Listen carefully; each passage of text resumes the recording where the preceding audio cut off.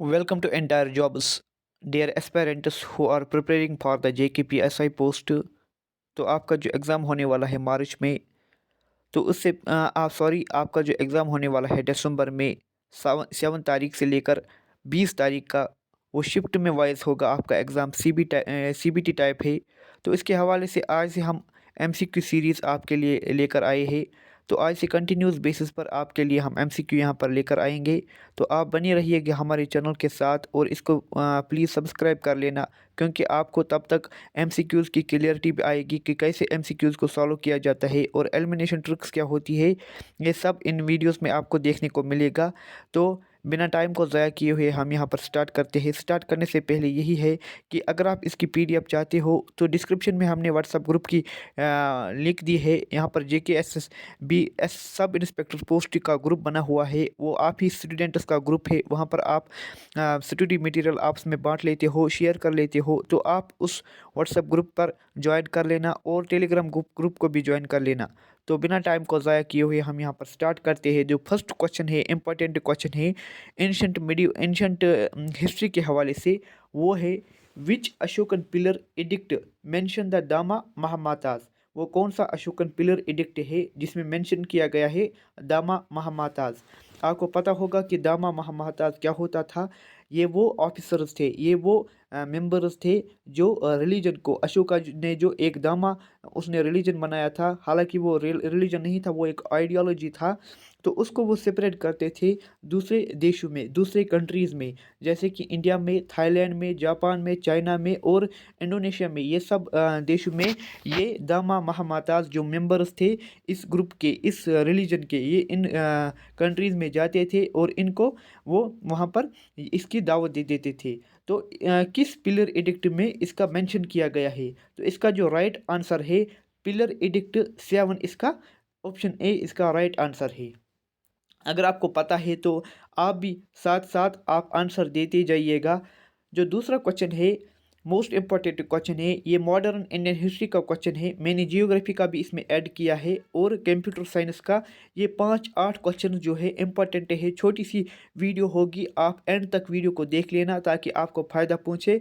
क्योंकि आप कितना भी पढ़ाई कर लो, अगर आपका MCQs पे होल्ड नहीं है, अगर आपको MCQ सॉल्विंग प्रैक्टिस नहीं आती है, तो आपकी वेस्ट है सारी प्रिपरेशन, क्योंकि एट द एंड आपको एग्ज़ाम हॉल में MCQs करने हैं। दूसरा क्वेश्चन जो है, the Lahore conspiracy case 1928-31 was registered against whom. जो लाहौर कॉन्स्पेरेसी केस वो किसके खिलाफ दर्ज किया गया था? वो VD सावरकर था, अरविंदो घोष था, राम प्रसाद बिस्मिल था, भगत सिंह था। आप अगर इसका थोड़ा सा लॉजिकल आंसर भी देखोगे तो जो ये भगत सिंह था इसका राइट आंसर ये नहीं है। राम प्रसाद बिस्मिल भी इसका नहीं है। अरविंदो घोष इसका जो राइट आंसर है VD सावरकर। इसमें थोड़ा सा कन्फ्यूजन मुझे है, अगर आपको इसका राइट आंसर पता है तो आप भी कमेंट में आपको बता देना, लेकिन मुझे लगता है VD सावरकर इसका राइट आंसर है। क्वेश्चन नंबर यहाँ पर थर्ड है, which of the following is the period assigned to the reign of Harshavardhana.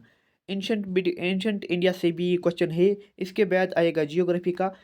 तो जो पीरियड था हर्षवर्धना का, SSB वही क्वेश्चन उठाते थे जो उसको थोड़े से मीडियम टाइप के लगते हैं, न सिंपल ज़्यादा न ज़्यादा कॉम्प्लेक्स।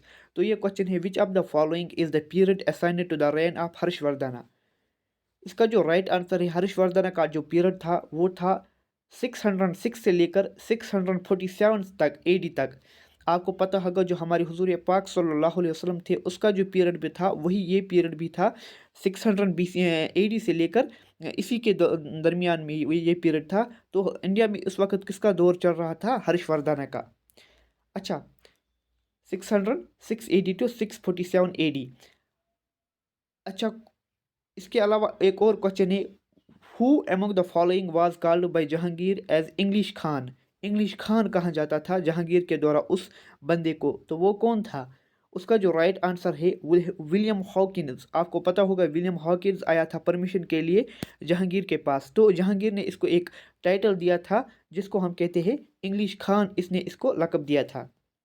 ये भी इंपॉर्टेंट क्वेश्चन है।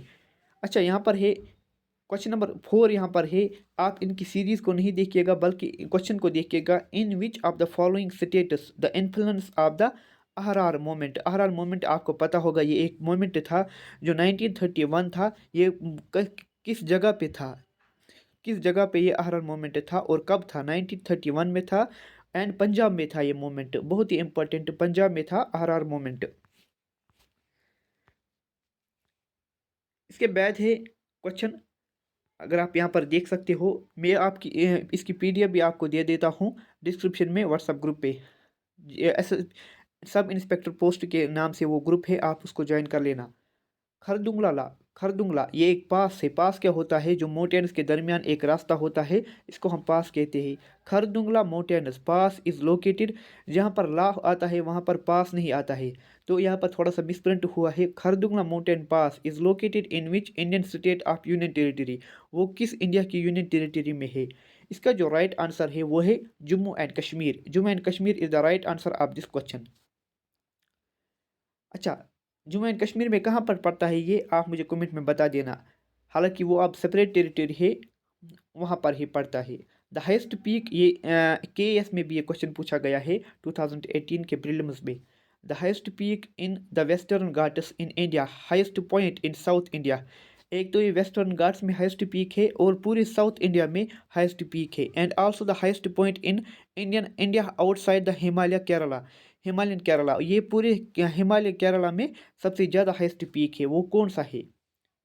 अन्ना मुडी केरला इसका राइट आंसर है। अन्ना मुडी केरला इसका is the right answer of this question.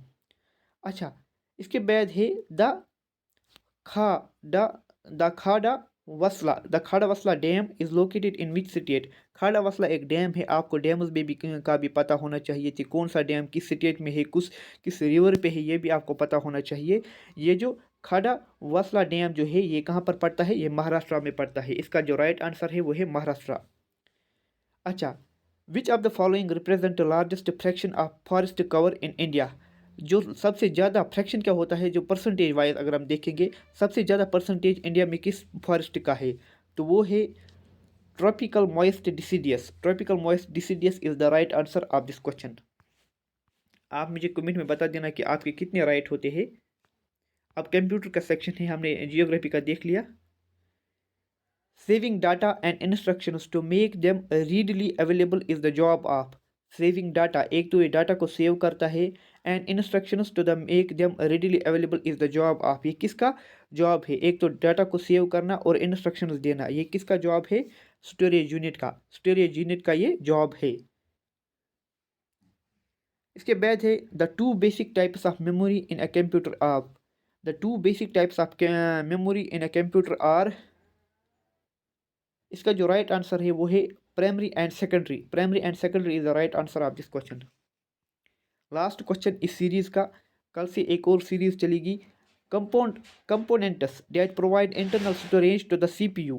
Components that provide internal storage to the CPU are, इसका जो राइट आंसर है वो है रजिस्ट्रार। रजिस्टर्स एज इंपॉर्टेंट है। रजिस्टर्स क्या होते हैं? छोटे छोटे मेमोरी यूनिट्स होते हैं जो गैप के तरह जो फास्टेस्ट होते हैं कंप्यूटर में। इसका जो राइट आंसर है वो है रजिस्टर्स। आप खुद देख लेना ये सब। बाकी मैंने ये क्वेश्चन डाले हैं आपकी पीडीएफ पे। इसके पीडीएफ जो होगी उसकी वो मैं टेलीग्राम ग्रुप और व्हाट्सअप ग्रुप जिनकी डिस्क्रिप्शन में मैं लिंक देता हूँ, वहाँ से आप उसको देख सकते हैं। आप और सब इंस्पेक्टर का जो ग्रुप है वहाँ पर इसको ज्वाइन कर लेना। तो आप इस चैनल को भी सब्सक्राइब कर लेना, ताकि ये सीरीज़ तब तक चलेगी जब तक आपका एग्ज़ाम नहीं होता है, तब तक कि आपके एमसीक्यूज़ आप तक चलेगी। तो रखते हैं यहाँ पर।